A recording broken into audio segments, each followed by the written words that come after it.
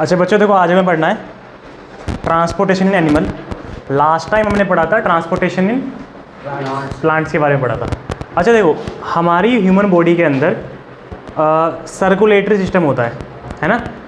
जो जो ऑर्गन्स हमारी बॉडी के अंदर ऑक्सीजन को, फूड को, है ना, नाइट्रोजनस वेस्ट को, जो हमारी बॉडी में वेस्ट होता है, उसको एक पॉइंट से दूसरे पॉइंट में ट्रांसफ़र करता है ना। जो जो ऑर्गन्स उसके लिए रिक्वायर्ड होते हैं, वो सब ऑर्गन्स क्या बनाते हैं? सर्कुलेटरी सिस्टम बनाते हैं। वो सब ऑर्गन्स क्या बनाते हैं? सर्कुलेटरी सिस्टम बनाते हैं। वर्टिब्रेट्स मतलब क्या होता है? ऐसे ऑर्गेनिज्म जिनके पास स्पाइनल कोड होती है, रीढ़ की हड्डी होती है, ठीक है, उनको क्या बोलते हैं? वर्टिब्रेट्स बोलते हैं। मतलब बड़े ऑर्गेनिजम्स, आप नहीं आते उसमें मजाक कर रहा हूँ। तो ऐसे ऑर्गेनिजम्स जिनके पास रीढ़ की हड्डी होती है ना, मतलब जो वर्टिब्रेट्स होते हैं, उनके पास मेनली दो टाइप के फ्लूइड्स होते हैं। किसके अंदर? सर्कुलेटरी सिस्टम के अंदर। एक ब्लड होता है, एक होता है ब्लड, और एक होता है लिम्फ। एक क्या होता है? एक ब्लड और एक होता है लिम्फ। पहले हम पढ़ रहे हैं बच्चों ब्लड के बारे में। पहले हम किसके बारे में पढ़ रहे हैं? ब्लड के बारे में। अभी लिम्फ थोड़ी देर के लिए हटा देते हैं। अभी हम पढ़ रहे हैं ब्लड के बारे में। मतलब हम जैसे ऑर्गेनिजम्स के अंदर दो टाइप के फ्लूइड होते हैं सर्कुलेटरी सिस्टम के अंदर। एक होता है ब्लड, एक होता है लिम्फ। हम पहले ब्लड के बारे में पढ़ रहे हैं। देखो बच्चों, ब्लड के काफ़ी सारे पार्ट्स होते हैं। एक होता है प्लाज्मा, RBC मतलब रेड ब्लड सेल्स। एक होता है WBC, वाइट ब्लड सेल्स, ठीक है। और क्या होती है? प्लेटलेट्स। और क्या होती है? प्लेटलेट्स। मतलब ब्लड के चार पार्ट्स होते हैं, प्लाज्मा, RBC, WBC और प्लेटलेट्स, ठीक है। अच्छा देखो, ब्लड का जो भी लिक्विड पार्ट है, ब्लड लिक्विड होता है ना एक, है ना, तो ब्लड के अंदर जो भी लिक्विड पार्ट है, मतलब अगर प्लाज्मा हटा दूं मैं तो ब्लड विल भी पाउडर टाइप, मतलब ब्लड सॉलिड हो जाएगा, पाउडर टाइप हो जाएगा, ठीक है। तो ब्लड के अंदर जो भी लिक्विड पार्ट होता है ना, उसको क्या बोलते हैं हम लोग? प्लाज्मा बोलते हैं। उसको क्या बोलते हैं? प्लाज्मा बोलते हैं। नहीं, ठीक है। तो liquid part of blood is called plasma, ठीक है। ब्लड के अंदर, सॉरी, प्लाज्मा के अंदर अराउंड 90% क्या होता है? वाटर होता है। इसके अंदर अराउंड 90% क्या होता है? और 10% क्या होता है? ये सब मिक्स होता है। मतलब ब्लड के अंदर जो भी लिक्विड पार्ट है, ब्लड के अंदर जो भी लिक्विड पार्ट है, वो सब क्या है? प्लाज्मा है। 90% वाटर होता है इसके अंदर, और बाकी सब कुछ मिक्स होता है, प्लाज्मा के अंदर ही होता है। मतलब प्लाज्मा की वजह से ही ब्लड फ्लो कर पाता है, ठीक है। RBC, WBC, platelets are emerged in the plasma. RBC हो, WBC हो, प्लेटलेट हो, ये सब कहाँ होती है? प्लाज्मा के अंदर ही होती हैं। मतलब 90% तो वाटर होता है, उसके अलावा 10% में क्या क्या होता है? 10% में red blood cell, white blood cell और प्लेटलेट, सब किसके अंदर होता है? सब प्लाज्मा के अंदर ही होता है। समझ में आया? अब बात करते हैं रेड ब्लड सेल के बारे में। रेड ब्लड सेल, इसकी फुल फॉर्म क्या होती है बच्चों? Red blood cells. क्या फुल फॉर्म होती है? रेड ब्लड सेल्स, ठीक है। अच्छा, नाम से पता चल रहा है ये सेल्स होती है जो रेड इन कलर होती है। इनके पास हीमोग्लोबिन होता है। क्या होता है? इनके पास हीमोग्लोबिन होता है, और हीमोग्लोबिन हमें हेल्प करता है हमारे ब्लड को ऑक्सीजन कैरी करने में। हीमोग्लोबिन किस में हेल्प करता है? ब्लड को ऑक्सीजन कैरी करने में हेल्प करता है, ठीक है। तो RBC are red in colour due to presence of red pigment called haemoglobin. RBC किस कलर की होती है? रेड कलर की होती है, क्योंकि इसके अंदर रेड कलर की पिगमेंट होती है जिसका नाम क्या होता है? हीमोग्लोबिन। याद है? जैसे प्लांट में ग्रीन पिगमेंट होती थी, क्लोरोफिल, जिसकी वजह से वो ग्रीन होते हैं। RBC के अंदर रेड पिगमेंट होती है, हीमोग्लोबिन, जिसकी वजह से ये कैसा होता है? रेड होता है। हीमोग्लोबिन का फंक्शन क्या है? It carries oxygen. ब्लड के अंदर ऑक्सीजन मिक्स कराने में हेल्प करता है कौन? हीमोग्लोबिन, ठीक है। ब्लड के अंदर ऑक्सीजन मिक्स कराने में हेल्प करता है कौन? हीमोग्लोबिन। मतलब आपको याद है एल्वलॉय में क्या होता है? एल्वलॉय में एक्सचेंज ऑफ गैस होता है, ऑक्सीजन ब्लड के अंदर आ जाती है और CO2 ब्लड से बाहर चली जाती है। तो जो ऑक्सीजन अंदर आ रही है ब्लड के, तो वो वहाँ से ऑक्सीजन लेता है और पूरी बॉडी में डिस्ट्रीब्यूट कर देता है ना। तो कैसे डिस्ट्रीब्यूट कर पाएगा अगर हीमोग्लोबिन नहीं होगा? तो हीमोग्लोबिन ब्लड को ऑक्सीजन कैरी करने में हेल्प करता है और फिर ब्लड उसको पूरी बॉडी में डिस्ट्रीब्यूट कर देता है, ठीक है। तो they carry oxygen from lungs to all the part of the body. RBC क्या करती है? ऑक्सीजन कैरी करती है from lungs to all part of the body, क्योंकि RBC के अंदर क्या होता है? हीमोग्लोबिन होता है, और वो ऑक्सीजन कैरी करने में हेल्प करता है, ठीक है। Life span of RBC is around 120 days. RBC कितने दिन जिंदा रह सकती है? 120 दिन। आरबीसी कितने दिन जिंदा रह सकती है? 120 दिन। उसके बाद अपने आप को रीन्यू करती है, मतलब पुरानी सेल्स मर जाती है और नई सेल्स बनती हैं दोबारा से। ठीक है, आरबीसी की जो लाइफ स्पैन है कितनी है? 120 डेज। ठीक है, they do not have nuclei. RBCs के पास न्यूक्लियाई नहीं होता। जैसे हमें पता है सेल के पास क्या होता है? सब कुछ होता है, माइटोकॉन्ड्रिया, न्यूक्लियस, एंडोप्लाज्मिक रेटिकुलम, हमने 9th क्लास में पढ़ा है, बहुत कुछ होता है सेल के पास। आरबीसीज भी सेल है, रेड ब्लड सेल, पर ये ऐसी सेल है जिनके पास कोई न्यूक्लियाई नहीं है। No nuclei present, no nuclei, no nuclei is present. ठीक है, आरबीसीज के अंदर कोई भी न्यूक्लियाई नहीं होता। समझ में आया? समझ में आया? आप बताओ कार्तिक, आरबीसी के बारे में कुछ जो बताया सब कुछ बता दो। आरबीसी के अंदर जो आरबीसी होती है वो रेड कलर की होती है, क्योंकि उसमें होता है क्या होता है? हाँ हाँ, जो ऑक्सीजन कैरी करने में हेल्प करता है। और हीमोग्लोबिन रेड पिगमेंट होता है। लाइफ स्पैन कितनी होती है? 120 डेज। और न्यूक्लियाई नहीं होता। ठीक है, अच्छा अब बात करते हैं बच्चों डब्ल्यूबीसी के बारे में। अच्छा हाँ, एक बात और, आरबीसीज कितनी होती हैं? 525 मिलियन होती हैं 0.3 पर ml ऑफ दी ब्लड। मतलब ब्लड के 1 ml में कितनी आरबीसीज हो जाएंगी? 525 मिलियन। ठीक है, 525 मिलियन आरबीसी होती हैं कहाँ पे? ब्लड के 1 ml। मान लो मैंने ब्लड का 1 ml ब्लड लिया, मैं आपसे पूछूं इसमें कितनी आरबीसी होंगी, कितनी रेड ब्लड सेल्स होंगी, तो आप बोलोगे 525 मिलियन आरबीसी होंगी। किसमें? सिर्फ 1 ml ब्लड में। ब्लड के सिर्फ 1 ml में होते ना लीटर मिलीलीटर, है ना? तो 1 मिलीलीटर ब्लड में, ठीक है, जैसे आपकी जो कोल्ड ड्रिंक की बोतल आती है, कितने की आती है? 500 ml की आती है ना, तो 500 ml, तो मतलब समझ रहे हैं ml क्या होता है? इतना सारा, जैसे 500 ml इतनी बड़ी बोतल होती है, तो 1 ml कितना होगा, है ना? तो 1 ml के अंदर आप समझ पाओगे अमाउंट ऑफ 1 ml ब्लड में कितने आरबीसी होते हैं? 525 मिलियन। कितने आरबीसी होते हैं? 525.3 होते हैं एग्जैक्टली, 525.3 मिलियन पर ml। 525.3 मिलियन होते हैं पर ml। समझ में आया? अब बात करते हैं बच्चों किसके बारे में? डब्ल्यूबीसी के बारे में। तो डब्ल्यूबीसी क्या होती है बच्चों? White blood cells. क्या होती हैं ये होती हैं वाइट ब्लड। डब्ल्यूबीसी क्या होती है? वाइट ब्लड सेल्स होती हैं। आपने पढ़ रखा है पहले भी, हम इनको क्या मानते हैं? अपनी बॉडी का सोल्जर मानते हैं, सोल्जर ऑफ द बॉडी।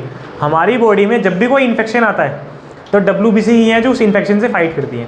ठीक है, so that's why they are called soldier of our body. कितनी होती हैं ये होती है 5000 से 9000 पर ml। मतलब सिर्फ 5000 से 9000। यहाँ देखो 525 मिलियन पर ml, और ये कितनी होती है? बस 5000 से 9000 पर ml। ये कितनी होती हैं? 5000 से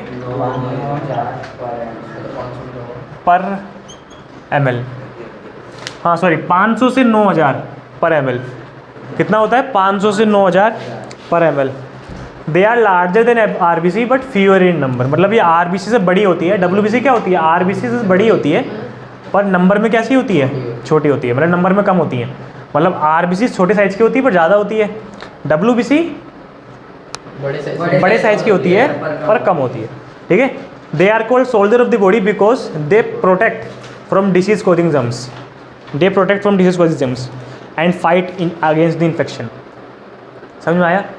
जो डब्ल्यूबीसी होती है वो हमें डिसीज से बचाती है, इन्फेक्शन से फाइट करती है, इसीलिए डब्ल्यूबीसी को हम क्या बोलते हैं? शुभ सोल्जर ऑफ द बॉडी बोलते हैं। ठीक है, अब बात करते हैं प्लेटलेट्स के बारे में। ठीक है, चोट लग जाती है तो उसके ऊपर भी आती है। इंटरनली अगर कोई इन्फेक्शन अंदर हमारी बॉडी के एंटर करता है ना, तो उस टाइम पे जो सेल्स लड़ रही होती हैं उससे, जो फाइट करती हैं, हमें बचाती हैं, वो डब्ल्यूबीसी होती हैं। ठीक है, प्लेटलेट्स क्या होती है? जब चोट लगती है तो किसका रोल आता है? प्लेटलेट का। देखो जब ब्लड बह रहा होता है ना, तो प्लेटलेट होता नहीं है, बाद में कोटिंग जम जाती है ब्लड की, आखिर में आगे खुरन जम जाता है ना, कोटिंग, है ना, ब्लड क्लोटिंग हो जाती है। तो ब्लड तो जो ब्लड को कोएगुलेट करने में हेल्प करती है, जो सेल्स ब्लड को कोएगुलेट करने में हेल्प करती हैं, उस कोटिंग को बनाने में हेल्प करती हैं, वो सेल्स क्या होती हैं? प्लेटलेट्स। ठीक है, तो helps in blood coagulation. Helps in blood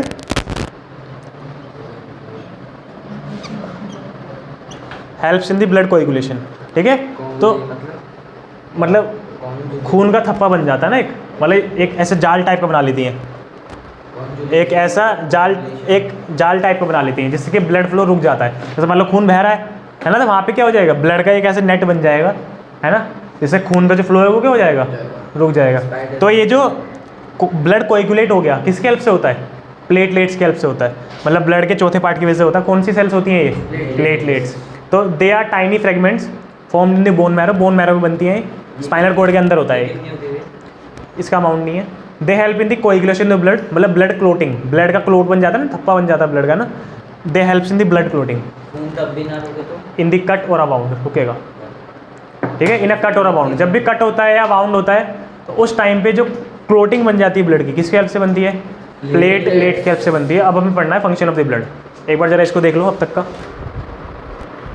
अब हम बात करते हैं फंक्शन ऑफ ब्लड। अभी हमने पढ़ा ब्लड के पार्ट्स कितने होते हैं, कितने होते हैं, प्लाज्मा, जो भी ब्लड के अंदर लिक्विड पार्ट है वो क्या होता है, प्लाज्मा होता है। ठीक है, 90% वाटर उसके अंदर होता है, 10% क्या होता है उसके अंदर, WBC, RBC, प्लेटलेट, मतलब ब्लड के जो अदर पार्ट्स हैं वो 10% प्लाज्मा के अंदर ही होते हैं।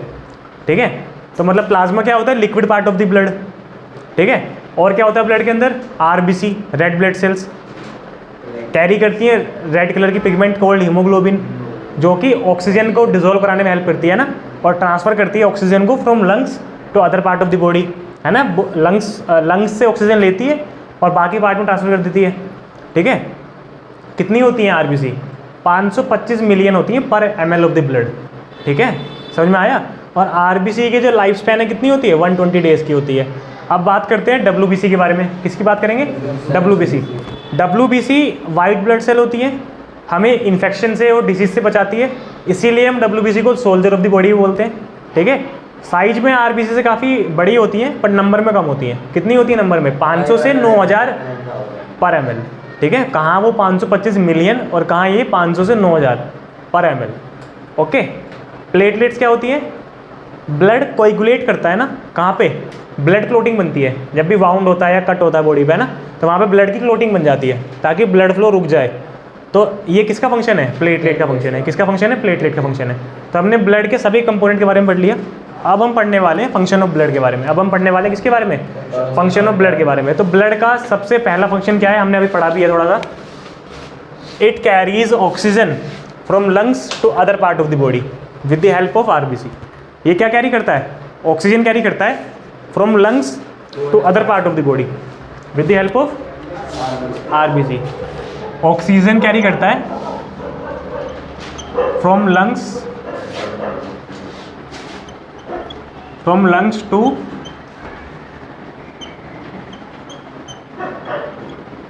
Other part of the body.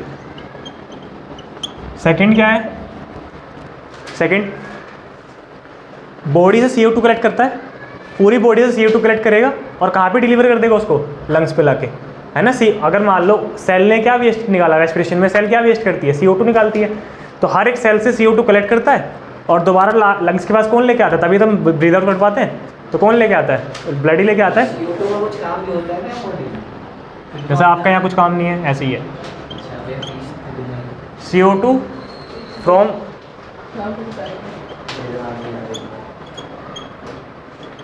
Body part two lungs तो फिर अंदर ही क्यों प्रोड्यूस होती है। ठीक है, CO2 प्रोड्यूस होती है ना। ठीक है, अच्छा कौन बताएगा जो एक्सेल लेयर है उसके अंदर कितना % ऑक्सीजन होता है, कार्तिक। इनहेल्ड लेयर और इनहेल और क्या नाम है, CO2 कितना % होता है उसके अंदर, 4%। और इनहेल लेयर में, इनहेल्ड में कितना होता है ऑक्सीजन, और CO2 कितना होता है, 0.04% होता है। ठीक है, तो हम ऑक्सीजन नहीं ले रहे, हम लोग एयर ले रहे हैं, उसके अंदर सारी गैसेज हैं। ठीक है, तो CO2 भी आ रही है अंदर। अब CO2 निकल भी जाती है। अब हमारी बॉडी भी CO2 प्रोड्यूस कर रही है, क्योंकि जब भी फूड का ऑक्सीजन से मिक्स होता है वो तो एनर्जी प्रोड्यूस करता है, साथ में CO2 और H2O। तो CO2 प्रोड्यूस हुई ना, वो CO2 किसी काम की नहीं है। तो CO2 को हर एक सेल से ब्लड हमारा कलेक्ट करेगा और कहाँ लेके आएगा, लंग्स तक लेके आएगा, फिर लंग्स उसको ब्रीड आउट कर देंगे। ठीक है, तो लंग्स तक कौन लेके आया, CO2 को, ब्लड लेके आया, तो फंक्शन ब्लड का ही तो हुआ ये। अच्छा, याद है हमारे जब खाना है उसका कंप्लीट डाइजेशन कहाँ पे होता है? स्मॉल इंटेस्टाइन के अंदर होता है। खाने का कंप्लीट डाइजेशन कहाँ पे होता है? अर्श कहाँ पे होता है? स्मॉल इंटेस्टाइन में होता है। तो स्मॉल इंटेस्टाइन में क्या होती है? विलाई होती है। याद है क्या होती है? विलाई होती है, जो कि अपना सरफेस एरिया को बढ़ा के उसके पास बहुत सारी ब्लड कैपिलरीज होती हैं और सारे न्यूट्रिएंट्स को एब्जॉर्ब करा देती है। किसके अंदर? ब्लड के अंदर। सारे न्यूट्रिएंट्स को एब्जॉर्ब हो जाता है कहाँ पे? ब्लड के अंदर। तो मतलब ब्लड न्यूट्रिएंट्स को या फूड पार्टिकल को स्मॉल इंटेस्टाइन से कैरी करता है और कहाँ डिलीवर कर देता है? पूरी बॉडी में, other part of the organ में। बॉडी के हर पार्ट को एनर्जी चाहिए, है ना? तो स्मॉल इंटेस्टाइन से उठाएगा फूड पार्टिकल्स को और कहाँ पे डिलीवर कर देगा? Other part of the body में डिलीवर कर देगा। तो एक फंक्शन ये भी होता है। क्या फंक्शन होता है? It carry digested food from small intestine, digested food from कहाँ से? Small intestine to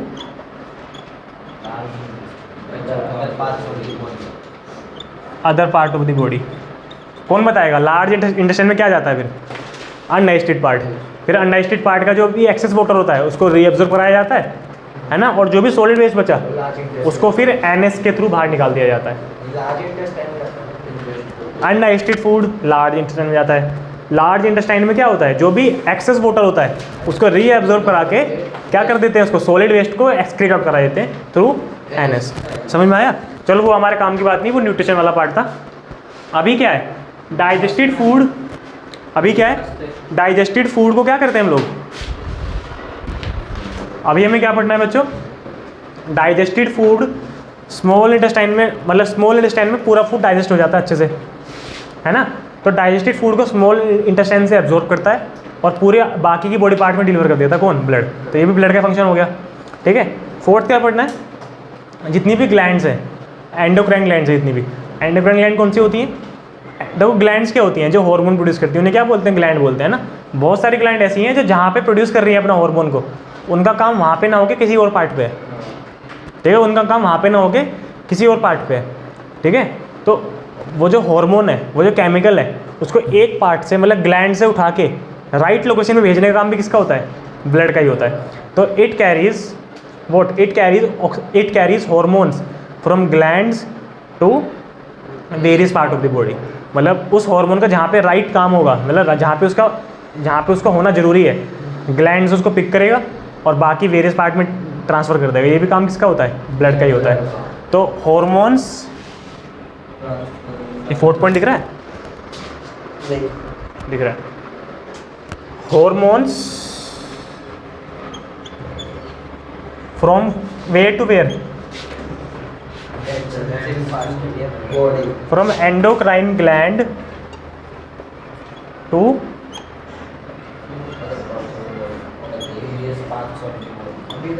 various part of the body. दूसरा और क्या है? देखो हमारी किडनी क्या करती है? किडनी भी तो ब्लड को प्यूरिफाई कर रही है। देखो लंग्स क्या कर रहे हैं? लंग्स ब्लड से CO2 निकाल के ऑक्सीजन डाल देते हैं। किडनी क्या करती है? किडनी ब्लड के अंदर बहुत सारा नाइट्रोजनस वेस्ट होता है, यूरिया होता है, जो कि ब्लड के अंदर किसके कहाँ से आता है? लीवर से आता है। देखो लीवर क्या करता है? बाइल जूस प्रोड्यूस करता है ना? तो वहाँ पे क्या होता है? यूरिया होता है, यूरिक एसिड है ना। यूरिया एक वेस्ट है, नाइट्रोजनस वेस्ट है, तो वो ब्लड के अंदर मिक्स हो जाता है उसकी वजह से, तो उसको ब्लड से दोबारा निकालना है। ठीक है, तो किडनी क्या करती है? ब्लड के अंदर से जितना भी यूरिया होता है, जितना भी नाइट्रोजनस वेस्ट होता है, उसको रिमूव करा जाता है। तो यूरिया प्रोड्यूस कहाँ पे हो रहा है? यूरिया प्रोड्यूस हो रहा है लीवर में, उसको निकाला कहाँ पे जा रहा है? किडनी में, है ना। तो यूरिया को लीवर टू किडनी कौन लेके आता है? ब्लड। क्योंकि किडनी एक तरीके से खून ही साफ करती है ना, बोलते नहीं ब्लड साफ कर रही है वो। तो एक तरीके से यूरिया जो है लीवर से लेके किडनी तक किसके हेल्प से आ पा रहा है? ब्लड के हेल्प से, है ना। तो ब्लड का फंक्शन एक और हो गया, क्या हो गया? It carries urea from liver to kidney. Carries urea from liver to kidney.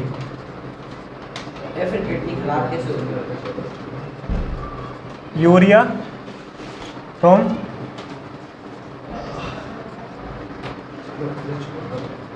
देखो जो लोग अल्कोहल कंज्यूम करते हैं, है ना, तो अल्कोहल के कंजप्शन से दो ही ऑर्गन खराब होते हैं मेनली, लीवर और किडनी। लीवर क्यों होता है? क्योंकि यूरिया, है ना, लीवर तो डायरेक्ट असर पड़ता है, और लीवर अगर इफेक्ट होएगा तो ज़्यादा यूरिया प्रोड्यूस करेगा, है ना। तो किडनी फिर यूरिया को साफ़ कर रही है, तो ये दो ही ऑर्गन ख़राब होते हैं। समझ में आया? तो यूरिया को साफ़ कौन करता है? किडनी। प्रोड्यूस कहाँ पे होता है? लीवर में, है ना। तो यूरिया से लेके मतलब लीवर से लेके किडनी तक यूरिया कौन लेके आता है? ब्लड लेके आता है। तो एक फंक्शन ये भी हो गया इसका, इट कैरीज यूरिया और nitrogenous waste from liver to kidney. Important वाला, याद रहेगा, याद रहेगा। अच्छा, अगला क्या है? Easiest, it regulates temperature.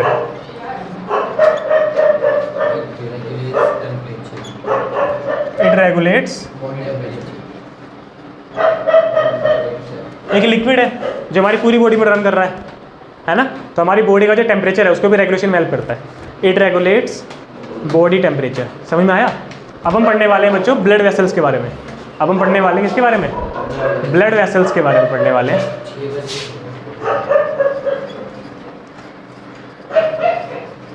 देखो, ब्लड वेसल्स का मतलब क्या? जिनके अंदर ये ब्लड फ्लो होता है।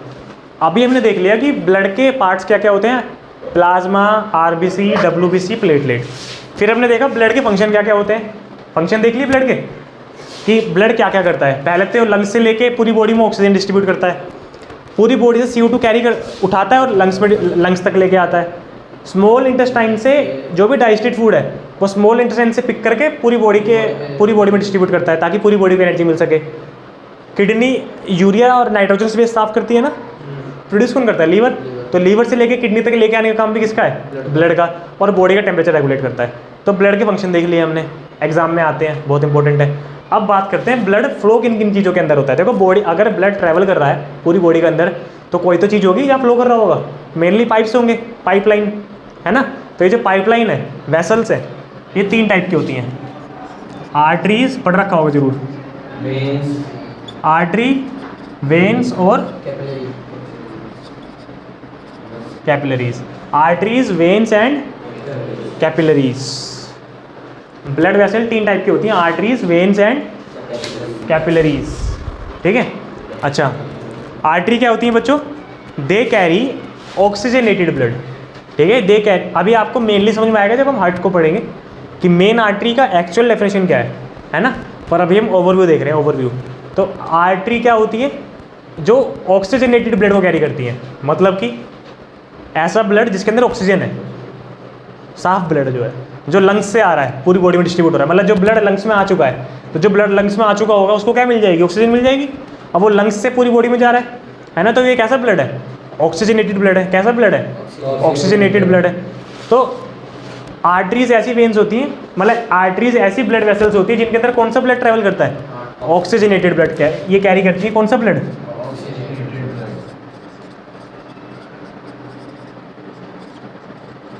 कैरीज ऑक्सीजनेटेड ब्लड, है ना। और वेन्स क्या होती है? कैरी करती है डी ऑक्सीजनेटेड ब्लड।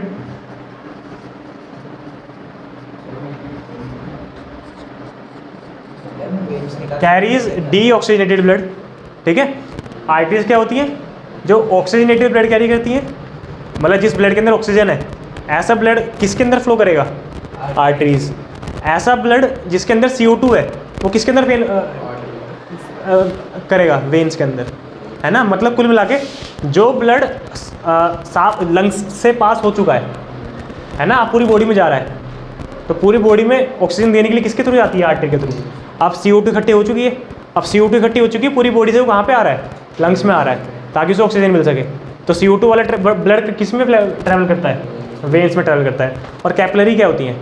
देखो, ये आर्टरी या वेन्स ना काफ़ी सारी, मतलब एक वेसल है, वो काफ़ी वेसल्स में डिवाइड हो जाएगी आगे चलते चलते, और माइक्रोस्कोपिक बन जाएगी, बहुत पतली सी बन जाएगी, एक सेल के लेवल की बन जाएगी, है ना। तो अगर एक बहुत ही माइक्रोस्कोपिक वेसल है, जो बहुत ही छोटी सी वेसल है, जो इन्हीं से डिवाइड हो के बनी है ना, तो उस वेसल को क्या बोलते हैं? कैपिलरी। बहुत छोटी जो वेसल्स होती हैं जो हर सेल तक पहुंचती हैं, जो सेल के लेवल तक पहुंच पाती हैं। जैसे कि मान लो अगर आपको कंट्री से इंडिया में आना है तो प्लेन से आओगे, फिर टैक्सी से आओगे, फिर यहाँ तो रिक्शा चलती है ना बस, है ना, फिर यहाँ तो रिक्शा चलती हैं। तो वही आर्टरीज डिवाइड होते क्या बना लेती हैं? कैपिलरीज बना लेती हैं। फिर बहुत सारी कैपिलरी दोबारा ज्वाइन होते क्या बना लेती हैं? वेन्स बना लेती हैं। समझ में आया? ठीक है। तो हर एक सेल तक जो पहुँच पाती है उसे क्या बोलते हैं? कैपिलरी। कैपिलरी जो हर एक सेल के लेवल पे पहुँच पा रही है, सेलुलर लेवल पे जो ब्लड को ट्रांसफर करती है। माइक्रोस्कोपिक वेसल जो होती है उसे क्या बोलते हैं? कैपिलरीज।